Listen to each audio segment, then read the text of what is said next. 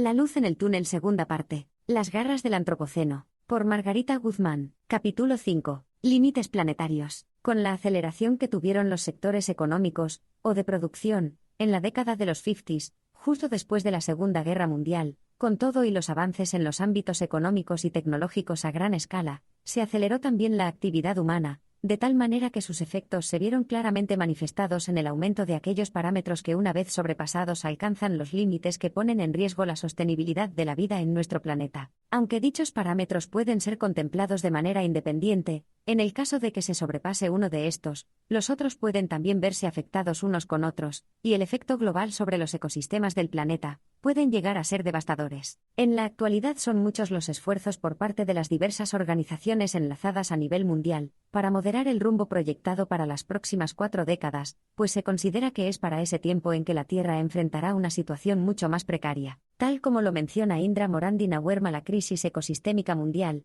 y la pandemia que vivimos nos obligan a reflexionar sobre nuestra relación con el planeta. Se hace urgente reconocer que nosotros y nuestros sistemas culturales dependen totalmente del funcionamiento de los ecosistemas, la biosfera, la Gaia Superíndice 1. Las sociedades humanas han de emprender una carrera contrarreloj para descarbonizar sus actividades, reducir el nivel de consumo de recursos y adaptarse a una economía de decrecimiento en este sentido, menor consumo de recursos per cápita en los países ricos, y favorecer un mayor equilibrio entre ricos y pobres, a la vez que gradualmente habrá que rebajar la presión de la demografía que contribuye a aumentar las demandas. Cuadrado. En el año 2009, fue puesto en marcha un proyecto a través del cual se buscaba contrarrestar los efectos catastróficos que desolarían la Tierra una vez traspasados los límites planetarios. La iniciativa surgió de 28 científicos de diferentes nacionalidades, tras un movimiento encabezado por Johan Rockström, un científico sueco, director del Institute for Climate Impact Research. De esta manera los límites planetarios alcanzaron una marcada definición en el ámbito de la lucha por reconocer el cambio climático como una amenaza latente. Los 9 límites planetarios implican cambios irreversibles, es decir, que una vez se dan ya no se pueden revertir, y aun si se encontraran mecanismos de revertirlo, eso conllevaría demasiado tiempo y esfuerzo global. Más concretamente, tales posibilidades son prácticamente nulas. Así que cualquier exceso que sobrepase dichos parámetros conduce a la desestabilización del sistema vital. Los 9 límites planetarios comprendidos hasta ahora son: 1. Pérdida de la biodiversidad ya sobrepasado. 2. Desgaste de la capa de ozono, ya sobrepasado. 3. Ciclo del nitrógeno, ya sobrepasado. 4. Acidificación de los océanos. 5. Uso del agua fresca. 6. Cambio de uso del suelo y la deforestación. 7. Cambio climático. 8. Contaminación de la atmósfera. 9. Contaminación química. De estos 9 límites, 3 ya han sido sobrepasados: a. Desgaste de la capa de ozono. B. Pérdida de la biodiversidad. C. Ciclo del nitrógeno. Estos 3 son interdependientes, es decir que al sobrepasar alguno, es muy improbable poder detener el sobrepaso de los otros. A continuación, un breve desglose de cada uno de los 9 límites. 1. Pérdida de biodiversidad es un límite planetario que desafortunadamente ya ha sido sobrepasado. Eso es algo tremendamente grave, ya que la necesidad de los beneficios que aporta la variabilidad de especies son algo inherente a la vida en los ecosistemas de nuestro planeta. La pérdida de la biodiversidad se refiere a la disminución o desaparición de la diversidad biológica, entendida esta última como la variedad de seres vivos que habitan el planeta cubo. Frenar que se continúe esta pérdida, la cual se está dando de una manera muy acelerada, es uno de los grandes desafíos que tiene que enfrentar la humanidad en su futuro más inmediato. El Santo Papa Francisco hace una distinción de este serio problema: cada año desaparecen miles de especies vegetales y animales que ya no podremos conocer, que nuestros hijos ya no podrán ver, perdidas para siempre. La inmensa mayoría se extinguen por razones que tiene que ver con alguna acción humana. Por nuestra causa miles de especies ya no darán gloria a Dios con su existencia, no podrán comunicarnos su propio mensaje. No tenemos derecho. 4. En África subsahariana, la caza furtiva inducida pone en riesgo la variedad de las especies, lo cual es algo letal para los ecosistemas. Frenar que se continúe esta pérdida es uno de los retos. Detener la demanda de marfil y cuernos de rinoceronte han causado una cruel depredación de estas especies, así como también la disminución significativa de los elefantes. En Kenia, por ejemplo, para 2019, solamente existían 34,000. En África vivían 1,3 millones de elefantes en la década de 1970, pero hoy solo quedan alrededor de 500,0005. Esto no es de sorprendernos, la megafauna siempre ha sido vulnerable. Con la extinción del mamut, muchas otras especies de gran tamaño también tuvieron el mismo final, y desde esa época hasta ahora, se han continuado extinguiendo. Estos necesitan más alimento para sobrevivir, y también requieren de la protección para que los cazadores no continúen depredándolos. De no ser así, los pocos animales de gran tamaño que todavía podemos apreciar en sus hábitats naturales van a desaparecer. David Attenborough dedicó largos años de su carrera como documentalista de ecosistemas, y se preocupó exhaustivamente por dar a conocer las maravillas más ocultas de la naturaleza tanto oceánica como terrestre. Por su parte, Attenborough señala que extraemos de los océanos más de 80 millones de toneladas de pescado al año,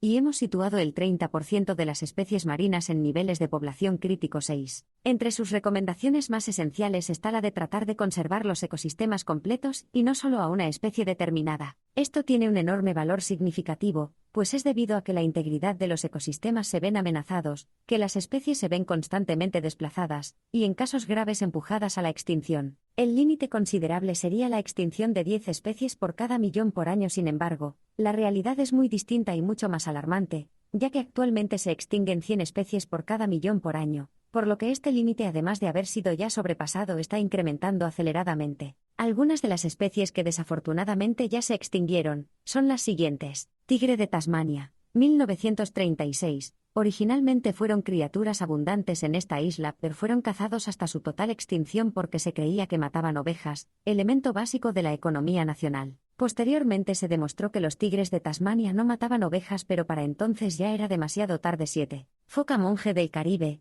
1952. La persecución sin tregua de este tierno marino comenzó desde que los europeos llegaron para conquistar América. Tenía la particularidad de tener 4 glándulas mamarias en lugar de 2 como el resto de las focas. Oso pardo mexicano, 1964. Sufrió persecución desde que los europeos llegaron a México. Sus manadas se fueron disminuyendo, hasta su desaparición total. El oso gris mexicano se extinguió por una única causa: la excesiva persecución y caza de sus ejemplares por parte del ser humano. 8. Tigre de Java, 1979. Panthera tigris sondaica. En el caso del tigre de Java, el rápido crecimiento de la población de personas en la isla, la cual es la más poblada de Indonesia, produjo la pérdida progresiva de su hábitat. 9. Los científicos tratan de muchas maneras de alertarnos con sus informes, y no solo eso, sino que ellos también trabajan en encontrar ciertas premisas para contrarrestar los efectos de una catástrofe global. Pero de nuestra parte nos corresponde cambiar la forma en que tratamos a la naturaleza y al resto de las criaturas. Las causas de la pérdida de biodiversidad difieren de acuerdo con las localizaciones de los diferentes ecosistemas, y de la intensidad de las amenazas que los afectan.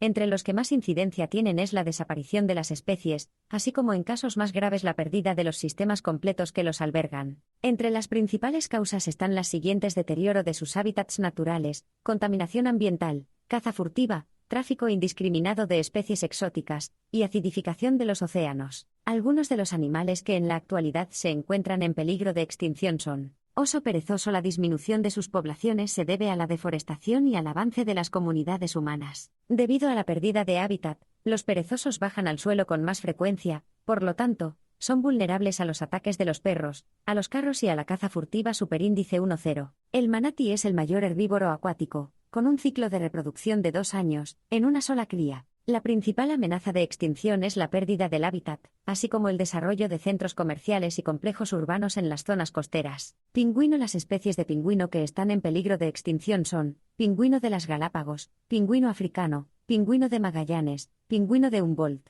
pingüino macarroni, pingüino de Antípodas, pingüino saltarrocas norteño, pingüino de los Nares, pingüino de penacho amarillo, pingüino de ojo amarillo. Koala fueron declarados especies amenazadas en Australia en marzo de 2022. La decisión significa que las poblaciones de koalas en Queensland, Nueva Gales del Sur y el territorio de la capital australiana ahora serán clasificados como en peligro, según la Ley de Protección del Medio Ambiente y Conservación de la Biodiversidad, Ley EPC, de 1999, y se reconocer que los koalas de la costa este corren el riesgo de desaparecer por completo. Superíndice 1. Superíndice 1. Abeja. La importancia de las abejas y los abejorros en la polinización de una gran mayoría de las plantas es invaluable. Alimentos como manzanas, melón, café, maracuyá, caju, limón y zanahoria dependen del trabajo de las abejas superíndice 1 cuadrado. Una manera de ayudar a que no desaparezcan tan pronto es eliminar el uso de pesticidas que son tóxicos para estos animales de los que prácticamente dependemos. Pangolin es uno de los animales más traficados mundialmente. Sin embargo, el país asiático en donde más se comercia su carne y sus escamas,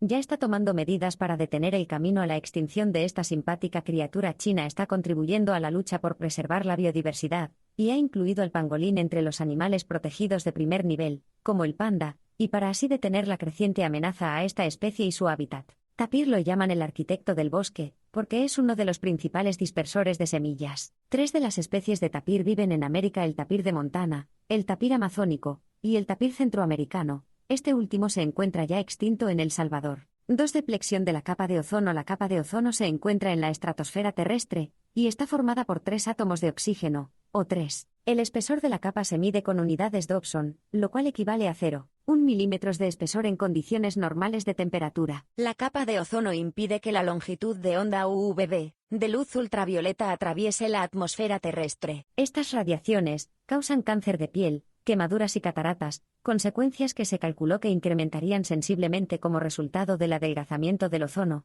así como daños en las plantas y animales superíndice 1 cubo. El agujero en la capa de ozono detectado en la Antártida se da debido al aumento de la concentración de cloro y bromo en la atmósfera, causado por las emisiones de compuestos químicos como el CFC o clorofluorocarbonados, y este se contempla con mayor definición durante la primavera, llegándose a recuperar ligeramente durante el verano. El límite considerado para la capa de ozono es de 276 Dobson, unidades de concentración de ozono en la estratosfera. Sin embargo, actualmente este ya está sobrepasado, presentando 283 Dobson, unidades de concentración de ozono en la estratosfera. Los avances logrados con los parámetros establecidos en el Protocolo de Montreal han ayudado a limitar en cierta medida los efectos de la utilización de productos que contienen estos compuestos. Sin embargo, debido al periodo de vida en que estos compuestos químicos pueden permanecer inalterados, hacen que el tiempo de espera de esos resultados, ya sean positivos o negativos, sea aún prolongado. 3. Ciclo del nitrógeno después del oxígeno O, el carbono C y el hidrógeno H. Está también el nitrógeno N, de igual importancia, pues es uno de los elementos químicos indispensables para sobrevivir en este planeta, ya que todos los organismos, animales y plantas, lo utilizan para sintetizar aminoácidos y proteínas. Sin embargo, la adición excesiva de este elemento en los ecosistemas puede causar su contaminación y afectar de manera muy negativa a las comunidades ecológicas. Desafortunadamente, los seres humanos ya han duplicado las cantidades de nitrógeno N, que entra al ciclo terrestre del nitrógeno, y esa tasa continúa incrementándose superíndice 1,4. El nitrógeno libre, N2, no puede ser absorbido de manera directa por los seres vivos, es decir, por animales y plantas en su gran mayoría. Y si no puede ser absorbido, respirado o ingerido, ¿de qué manera podemos consumir el nitrógeno? Solamente cuando éste es fijado a moléculas de hidrógeno u oxígeno, y con lo cual se forman otros compuestos tales como amonio, NH4, y nitrato, NH3. Las únicas maneras en que el nitrógeno puede ser aprovechado son las siguientes. A. En la materia orgánica de los restos de los animales y plantas que quedan depositados en los suelos, cuando están parcialmente podridos, son descompuestos por microorganismos, denominados los descomponedores. B. Los relámpagos, también con su impacto convierten el nitrógeno atmosférico en nitratos, NO3, que luego se precipitan al suelo. C. Finalmente, la fijación que se da a través de los organismos fijadores. Estos son un grupo muy reducido de algas y bacterias simbióticas. Las bacterias simbióticas que fijan el nitrógeno, como por ejemplo la rizobia, habitan y realizan actividades en nódulos en las raíces de chícharos, frijoles, alfalfa y otras leguminosas superíndice 1,5. Los fertilizantes nitrogenados contaminan el agua, dando lugar a la eutrofización. Eutrofización es un fenómeno natural que, a pesar de que se forma a lo largo de muchos años, a partir de la contaminación de nitrógeno y fósforo, su alteración descontrolada, tal y como se ha observado en las últimas décadas, puede causar el desequilibrio o pérdida total de ecosistemas. Las formas en que se comienza el proceso de eutrofización son: A. El exceso de nutrientes que deriva de las vertientes urbanas. B. Residuos de productos industriales. C. Las aguas residuales que proceden de la erosión de los campos y de los bosques y que fluyen a través de los ríos. D. Las aguas de las lluvias contaminadas por sulfato y nitrato, las que en forma de lluvia ácida caen a tierra. Una vez estas aguas continúan su curso hasta las zonas más bajas, o hasta las bahías, dan lugar al florecimiento y proliferación de algas nocivas, tales como algunas cianobacterias, sillicoflagelados, dinofíceos, entre otros. Estos microorganismos utilizan el fósforo y el nitrógeno para su crecimiento. Las consecuencias de la eutrofización pueden ser muy variadas, pero las que más se destacan son las siguientes. A. Escasez de oxígeno en el agua afectada. Anoxia. La fauna marina muere por falta de oxígeno, como por ejemplo los peces y moluscos. B. Bloqueo de la luz solar. El enturbiamiento de las aguas evita que la luz solar penetre hasta el fondo, y los organismos no pueden realizar su proceso normal de fotosíntesis. C. Limitaciones para la vida acuática. Con las correntías se da la acumulación de sedimentos que eventualmente continúan hasta rellenar desde el fondo a la orilla de los sistemas acuáticos, limitando así el espacio para la vida, y si ya la superficie está enturbiada es mucho más difícil para los organismos acuáticos sensibles poder sobrevivir. D. Algunas de las microalgas son muy nocivas para la salud, tanto para la fauna acuática, como para los seres humanos que entra en contacto con estas, ya sea por acercamiento o por ingerir alimentos contaminados como los peces, moluscos, bivalvos u otros. Entre las enfermedades más comunes están la ciguatera y el botulismo. La aplaxiatoxina, por ejemplo, causa daños en la piel. Los océanos muertos. La zona muerta en los océanos es una zona específica sino con bajos niveles de oxígeno, elemento vital para la vida en la Tierra. Son las aguas de las costas, principalmente los deltas, los que se ven afectados por la proliferación de algas, causando la hipoxia, es decir, la escasez del oxígeno, obstaculizando de esa manera las actividades económicas, el turismo y la pesca. Un ejemplo es el Golfo de México. La zona hipóxica del Golfo de México es la segunda más extensa a nivel mundial. Se ha generado a partir de los residuos de fertilizantes agrícolas principalmente. La lluvia arrastra los químicos usados en la agricultura hacia los arroyos y ríos que se descargan en el Golfo de México. Esas aguas también se ven contaminadas por la descarga residual de zonas urbanas. En particular, los nitratos y el fósforo usados en los químicos de la agricultura tienen un efecto clave, pues estimulan un crecimiento explosivo de algas, que al morir caen al fondo del mar y se descomponen. Las bacterias que descomponen las algas consumen oxígeno, en un proceso que reduce drásticamente el nivel disponible para la vida marina. Superíndice 1.6. 4. Acidificación del océano. La acidificación de los océanos representa un peligro para las especies marinas, muchas de las cuales ya se están viendo afectadas. El descuido del dióxido de carbono, CO2, que regresa desde la atmósfera a la Tierra y a los océanos, requiere de una atención de extrema urgencia, pero lo que sucede con este factor es que fue comenzado a estudiar hasta muy recientemente, hace más o menos unos 15 años. Uno de los primeros efectos que se viene observando es la decoloración de los arrecifes de coral, y ese es solo el principio de lo que será su desaparición total. Como siempre, las aguas de la superficie del océano absorberán una parte del exceso de carbono. Al incorporarse al agua, el dióxido de carbono forma ácido carbónico primero en las zonas poco profundas, y más tarde debido a los movimientos de circulación oceánica, en el conjunto de la columna de agua. Superíndice 1.7. El hecho de que el mar absorbe grandes cantidades de dióxido de carbono detiene un poco el calentamiento global. De no ser así, la presencia del CO2 en la atmósfera aumentaría en aún más del 30%, lo cual aceleraría de manera mucho más alarmante el cambio climático, que ya experimentamos. Sin embargo, esta ventaja es solo aparente, pues es la vida marítima la que se ve seriamente afectada por estas grandes cantidades de CO2, que llega desde la atmósfera. Si la fauna marina se disipa, no solo estos organismos sufrirán sino, también el resto del planeta. El dióxido de carbono se concentra en nuestra atmósfera terrestre en cantidades alarmantes, luego este mismo CO2 cae, y es absorbido por el océano. La acidez o el pH del océano es también controlada por elementos del ciclo del carbono, ya que el CO2 de la atmósfera sobre el mar disuelve en el agua y reacciona con las moléculas de agua, H2O, de las capas superficiales formando ácido carbónico, H2CO3, superíndice 1.8. CO2 más H2O igual H2CO3, ácido carbónico. El ácido carbónico incide en la disminución de iones libres de carbonato en las aguas, y no puede ser utilizado por los organismos marinos, lo cual impide que aquellos que dependen del carbonato para construir sus esqueletos, y conchas de aragonito y calcita se vean en problemas por no poder extraerlo, y como resultado no permite el desarrollo de una buena parte de la fauna marina, ejem, cangrejos, almejas y ostras. Entre los organismos afectados por esta acidificación están también los pequeños pólipos que se encargan de construir los arrecifes de coral, y eso también da paso a las erosiones, lo cual causa terribles daños a los ecosistemas. La acidificación por su parte también afecta el pH del agua marina, y ésta se vuelve menos alcalina. Ese aumento de acidez ocasiona a su vez problemas a los animales de concha. De mantener el nivel actual de quema de combustible, la proyección es que el pH disminuya entre 0,3 y 0,4 unidades más, unos índices nunca vistos en al menos los últimos 25 millones de años, y un ritmo inédito en toda la historia del planeta superíndice 1,9. Se considera que para 2050, el vasto océano habrá alcanzado un declive de grandes proporciones, causado por la acidez.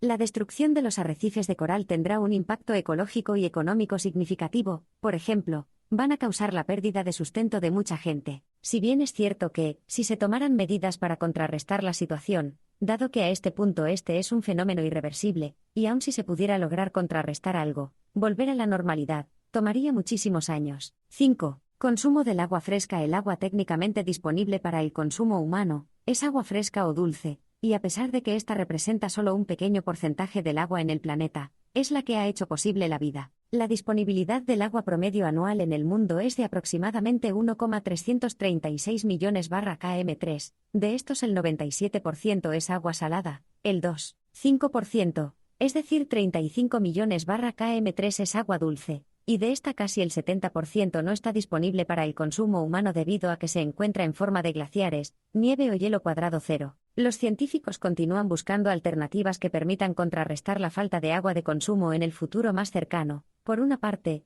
desarrollando nuevas tecnologías, como por ejemplo las que se encargan de desalinización del agua marina, a través de un proceso de osmosis inversa. Entre otras soluciones, también se están descubriendo nuevos depósitos de agua dulce desconocidos hasta ahora, y que se encuentran ocultos en el fondo marino. El agua, al igual que otros recursos naturales, es limitada, a diferencia del crecimiento población, el cual no es limitado. Por eso la preocupación acerca de cómo se podría controlar el uso desmedido de ese recurso que ya ha comenzado a ser escaso en muchas regiones del planeta ha llevado a muchos investigadores en la materia a crear un sistema de medir el consumo de agua. De la misma manera que se ha creado la huella ecológica dejada por el daño a la naturaleza, también se ha creado un método de medir la huella hídrica. La huella hídrica resulta a partir de la suma del agua verde, el agua azul y el agua gris utilizada en el consumo y producción de bienes y servicios. Agua azul. El agua azul es el agua dulce que se puede beber, agua de los ríos, lagos y aguas subterráneas, y se calcula cuánta agua necesitamos para producir un bien con agua. Por ejemplo, las embotelladoras de cervezas o refrescos hacen un consumo continuo de agua azul. Por ejemplo, Coca-Cola ha pasado de utilizar 2,7 litros de agua por litro de refresco producido a 1,8 litros de agua por litro de refresco producido. Agua verde. El agua verde es el agua que está en la atmósfera y que se precipita o se evapora. Por lo general se refiere a agua que llueve. Por ejemplo, para regar un campo necesitamos al menos 100 milímetros de agua por año.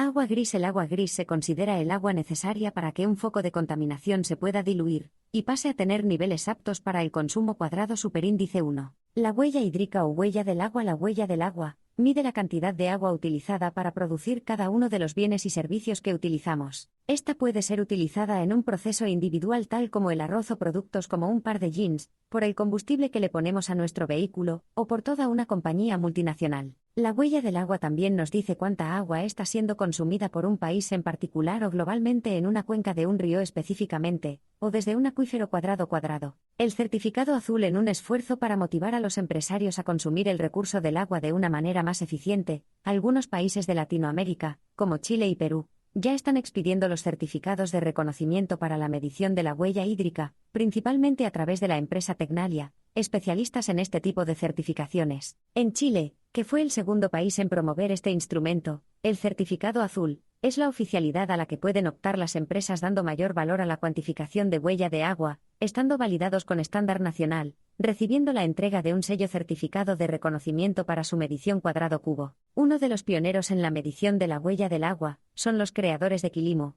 creada en 2016, y es una plataforma digital que se usa como herramienta para monitoreo de cultivos en todo el mundo, con la cual se mide la huella del agua verde y azul en los procesos agrícolas. 6. Cambio en el uso del suelo y la deforestación. La producción de artículos de consumo, tales como alimentos, vestimenta, papelería, así como también la creación de nuevos complejos de vivienda y comercio e industrias, conllevan al desgaste y en la mayoría de los casos a la aniquilación de los ecosistemas. De acuerdo con Vanessa Hogan, las empresas pueden reducir su huella de carbono, asegurándose de que la fabricación de sus productos no implique la tala de bosques o la destrucción de los hábitats. 4. Este cambio en los usos de los suelos se va acelerando en la medida que las poblaciones aumentan con el desarrollo de las ciudades, y aunque en muchos países ya existen normativas para la realización de la transformación del suelo, parece no ser suficiente. Incluso algunos suelos que ya habían sido cambiados en su uso, y habían pasado del estado natural a uso agrícola, ahora están siendo utilizados para un fin aún más complicado, es decir, que se les está designando un uso industrial. Los efectos del cambio del uso del suelo en el cambio climático son sin lugar a duda muy significativos. En primer lugar, el cambio de uso del suelo incrementa las emisiones de gases de efecto invernadero. Esto se debe a que los bosques son el hogar de muchos árboles y plantas que capturan CO2 de forma natural. Sin embargo, cuando son talados, el CO2 que anteriormente capturaban, así como otros GEI, son liberados a la atmósfera. Este aumento en la cantidad de GEI en la atmósfera es una de las principales causas del cambio climático. 5. Las consecuencias de la deforestación se empeoran cuando ocurren los incendios, y ambos actúan como aceleradores de cambios bruscos en los hábitats, convirtiéndolos en tierras más secas, con ámbitos calurosos, cuyas características terminan con atraer a fauna de tipo sabánico. En Australia, por ejemplo, arrasaron con 5 millones de hectáreas y acabaron con la tercera parte de los koalas. Estos perdieron su vida carbonizados, junto con los árboles que eran su hogar. En La vida en el planeta, Attenborough, al referirse al comportamiento de las manadas en el Serengeti, menciona el recorrido de las manadas de nuez, y los beneficios a la tierra cuando las pezuñas de las manadas abrían la tierra y las plantas liberaban sus semillas, se sentaban las bases de la siguiente generación de hierbas. Alimentados por los montones de estiércol que los herbívoros habían dejado tras de sí, la estela de destrucción que parecían dejar los rebaños a su paso era en realidad una fase esencial del ciclo vital de las plantas herbáceas. 6. Si el número de herbívoros llega a revelarse insuficiente, las hierbas desaparecerían, privadas de la luz solar por las plantas de mayor porte, que pasarían a dominar el paisaje en ausencia de las manadas. Con el avance de la construcción de infraestructura, carreteras, centros de comercio, y el desarrollo de las actividades humanas, aumentan los peligros para las especies de flora y fauna, así como para la integridad de los ecosistemas que pierden conexión una vez se ven marginados o simplemente desplazados en su totalidad, y los corredores ecológicos son una opción para evitar el aislamiento de las poblaciones. Los corredores ecológicos, también llamados corredores de hábitats, corredores de movimiento y corredores verdes, son una valiosa herramienta que a menudo se implementa en los planes de conservación y preservación de especies de flora y fauna. 7. Sin embargo, a medida que los grandes hábitats se fragmentan por la invasión y actividad humana, en tales hábitats en el mejor de los casos solo quedan pequeñas islas, en donde las especies más grandes son los más afectados, debido a que estos necesitan de mayores extensiones para sobrevivir. Incluso los grandes parques de conservación podrían no ser suficientes, y de no hacer algo para salvarlos, la pérdida de biodiversidad es radicalmente inevitable. Otro ejemplo de las maneras de mantener la armonía entre la agricultura y los ecosistemas ha estado representado en los habitantes de la selva, indios sudamericanos que cultivan la tierra pero muy poco, y viven mayormente de cocos y animales marinos. Tales grupos culturales influyen sobre el biotopo tal como lo harían las poblaciones de cualquier especie animal. Esta es una de las formas teóricas posibles en que el hombre puede mantener el equilibrio con su biotopo. La otra consiste en crear, como cultivador y ganadero, una nueva biocenosis ajustada estrictamente con sus necesidades, que en principio puede ser tan excelente, y tener tanta capacidad para sobrevivir como una formada sin su mediación. Esto es aplicable a muchas culturas campesinas antiguas en las que los hombres ocuparon la misma tierra durante generaciones, y la amaron en virtud de sus notables conocimientos ecológicos, adquiridos con la experiencia, devolvieron al terreno lo que obtuvieron de él. 8. 7. Cambio climático. El cambio climático se refiere a los cambios a largo plazo de las temperaturas y los patrones climáticos. 9. No se puede ignorar la gestión de actividades por parte del hombre, y sus efectos en los cambios del clima. Así lo confirma Marsa Torras, de la Universidad Abierta de Cataluña. Existe una posición cada vez más mayoritaria en la comunidad científica sobre la actividad humana, como causante de la modificación de las condiciones climáticas actuales. De ahí que la investigadora de Turba-Lab coincida al definir el presente cambio climático como antropogénico, es decir, causado por la humanidad y no por anomalías biofísicas o naturales. 0. La emisión de gases de efecto invernadero, y por consiguiente el aumento de las temperaturas a nivel global, son causas preponderantes del cambio climático. La temperatura media mundial ha aumentado en 1,2 grados desde la revolución industrial, y para el 2100 podría llegar a subir 3,4 grados. De acuerdo con la versión más reciente del informe especial del Panel Intergubernamental sobre el Cambio Climático, IPCC por sus siglas en inglés, el calentamiento global inducido por el hombre ha aumentado desde la época preindustrial hasta 2017 aproximadamente 1 grado, y el aumento actual es de 0,2 grados por década cubo superíndice 1. El efecto invernadero es un proceso natural de la Tierra para mantener las temperaturas, pero el exceso de los gases de efecto invernadero, GEI, tales como el dióxido de carbono, CO2, metano, CH4, y vapor de agua H2O, provoca el calentamiento global. Cuando los rayos ultravioleta llegan del Sol, parte es reflejada por la atmósfera y por la superficie de la Tierra, de tal manera que ésta se calienta. En la medida que la superficie se calienta, irradia calor en forma de otra energía conocida como radiación infrarroja, y debido a que es más débil que la energía de los rayos ultravioleta no logra salir al espacio sino que es absorbida por los GEI que se encuentran en la atmósfera, CO2, CH4 y H2O, los cuales, al absorber la radiación infrarroja, irradian calor en todas direcciones. Parte de este calor logra salir al espacio, otra parte permanece en los gases de efecto invernadero, y una tercera parte de ésta se irradia hacia abajo, lo cual hace que la Tierra se mantenga caliente. Cuadro no. 7. De tal manera que es el exceso de ese calor que provoca que la Tierra se caliente aún más, conllevando a otros efectos en el clima y otras catástrofes a nivel global. Cuadro número 7. Las consecuencias de la emisión descontrolada de gases de efecto invernadero en la vida en nuestro planeta son las siguientes. A. Aumento de fenómenos meteorológicos extremos tales como tormentas y huracanes, danas. B. Olas intensas de calor. C. Incendios descomunales. D. Grandes sequías. 8. Contaminación atmosférica. La contaminación en la atmósfera se da principalmente por la utilización de combustibles fósiles. Los combustibles fósiles, como el petróleo, el carbón y el gas natural, son aquellos que provienen de la descomposición natural de la materia orgánica, plantas, microorganismos, bacterias y algas, luego de un proceso de transformación que puede durar más de 600 millones de años cubo cuadrado. Entre los productos más comunes productos derivados del petróleo están la gasolina, es el combustible más utilizado en el transporte, el gas butano, que tanto se utiliza para cocinar fertilizantes, plaguicidas, fungicidas y herbicidas plásticos, detergentes y pinturas, entre otros. Con la gasolina se produce plomo y monóxido de carbono. 9. Polución química. La contaminación química es la emisión de ciertas sustancias químicas procedentes de, por ejemplo, metales pesados y materiales radiactivos es una de las afectaciones al ambiente introducidos por el ser humano, y su persistencia puede llegar a tener efectos irreversibles cubo. Los daños que llega a causar dependen de la cantidad de los contaminantes por sustancias químicas derivadas en su mayor parte de los usos industriales, así como de la agresividad con que estos actúan. Además, también sus consecuencias son relativas a la capacidad de resiliencia del medio en que son liberados. Los tipos de contaminantes pueden ser primarios o secundarios. Desde finales del S.XIX, ha tomado gran auge la utilización de sustancias químicas para diversos propósitos. Sin embargo, los daños que causan sobre los organismos vivos y por consiguiente el hombre, tienen consecuencias letales. La contaminación ambiental es un problema mundial donde la mayoría de los contaminantes de mayor relevancia en los sistemas acuáticos son los metales pesados debido a su toxicidad y acumulación en los organismos y a la biomagnificación a través de la cadena trófica cubo 4. Los contaminantes secundarios como el ozono troposférico u ozono malo, es causante del smog fotoquímico y se produce debido a las siguientes actividades. A. Actividad industrial que emite humos con gas de efecto invernadero y otros contaminantes ambientales tanto al aire como al suelo y el agua, ya que estos también terminan en el aire. B. Las emisiones de gases de vehículos que usan combustibles fósiles. C. La mala gestión de residuos contaminantes, tanto urbanos como en el medio rural cubo 5. Ese es el caso del cadmio y el mercurio, cuando estos finalmente llegan al mar, sus residuos no pueden terminar de ser procesados.